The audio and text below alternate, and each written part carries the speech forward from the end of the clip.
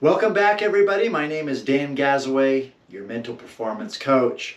Today I'm going to be talking about Greg Maddux again. I don't know if you guys have seen the documentary called One of a Kind, but I highly recommend it. In there, he talks about, Greg Maddux talks about going up to Rick Sutcliff one day, who was also a Cubs pitcher at the time, towards Greg's rookie year, and he said, and he was one of his mentors, and he was like, "Hey Rick, I'm actually going to see a mental performance coach. I'm going to go see a sports psychologist." And Rick's like, "Why?" He didn't understand why. And Greg's response on this documentary, he said, well, if 60%, if everybody's correct and they say at least 60% of my game is mental, shouldn't I spend at least 60% of my time working on what's going on in my mind? And I thought that was very profound because a lot of us don't think about that.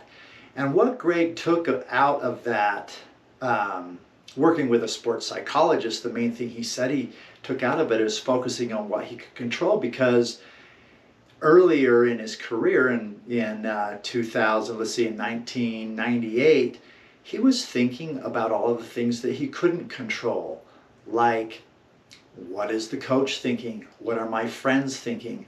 What are the fans thinking? He has no control over that. So that's one of the biggest takeaways he took away from that. But he also was able to hyper-focus on his pitches, his changeup and curveball, and where the mental meets the physical, and his game really took off.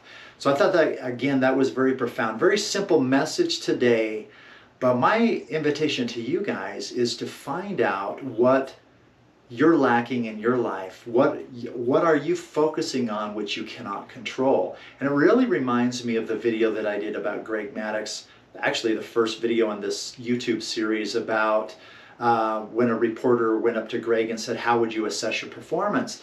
And all he said was, I think it was 72 out of 78. I think those were the two numbers that he gave the reporter, and everybody was so confused as to what Greg Maddux meant.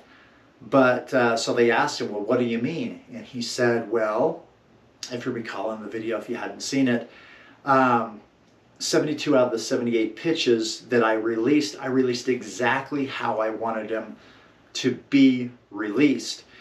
And I think, again, that is very profound. He couldn't control the outcome of the pitches. He could just control up to the release. So again, my invitation to you guys is to, what is it in your sport? What is it in your career? Or what is it in your life that you're trying to control but you really don't have control over, or you shouldn't pay any attention to?